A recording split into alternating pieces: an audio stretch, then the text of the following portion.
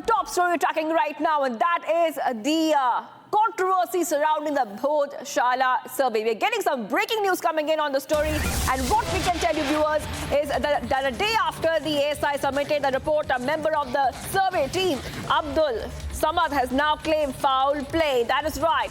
A big lead coming in. The Bhojshala complex survey member of survey team is alleging foul play in this matter. And that is what we are learning of. Remember that the ASI had submitted the Bhojshala survey to the Madhya Pradesh High Court, to the indoor bench of the Madhya Pradesh High Court yesterday. And we will go ahead now and play that statement of the member of the survey team. Let's go ahead and play that out.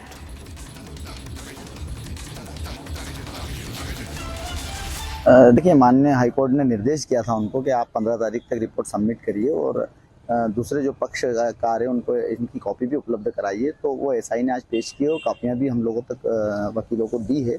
लेकिन साथ ही साथ उन्होंने ये भी आदेश किया था कि माननीय सुप्रीम कोर्ट ने जो गाइडलाइन दी है और हम लोगों ने भी जो बोला है कि इसे सार्वजनिक ना की जाए इस रिपोर्ट को, और 22 को इसमें हम सुनवाई करेंगे।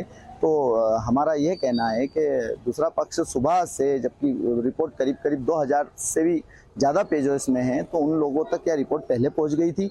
वो लोग सुबह से ये चीज़ किए जा रहे हैं, अनाप शनाप चैनलों पर दिखाया जा रहा है, उनके द्वारा बताया जा रहा है कि हमारे पक्ष में ये हो गया, हमारे पक्ष में वो हो गया। तो ये एक चिंता का विषय है। कोर्ट को इसमें संज्ञान लेना चाहिए और माननीय सुप्रीम कोर्ट के समक्ष हम लोग, हमारी एक एसएलपी लगी हुई है और एक कंटेम्प्ट भी है, तो उसमें हिंदू पक्ष का और एसआई की टीम का और अधिकारियों का जवाब आना उसमें अभी बाकी है। तो हम लोग ये चाहते हैं कि न्याय हमें पहले सुप्रीम कोर्ट से मिले और उसके बाद हाई कोर्ट इसमें कुछ reaction they. And we go ahead and listen to all the reactions coming in. Let's go ahead to see what VHP has to say on this latest controversy on the Bhojshala survey. ये इतिहास इस बात का साक्षी है और साक्ष्य हमारे साथ हैं। अभी जो आर्कियोलॉजिकल सर्वे ऑफ इंडिया, जिसकी जो प्रतिष्ठा है पूरे विश्व में है, विश्व के अनेक देश भी उसको इस काम के लिए बुलाते हैं। ऐसे में एएसआई की रिपोर्ट में ये कहा जाना कि 94 मूर्तियाँ मिली हैं, उसमें कई वस्तुएं मिली हैं।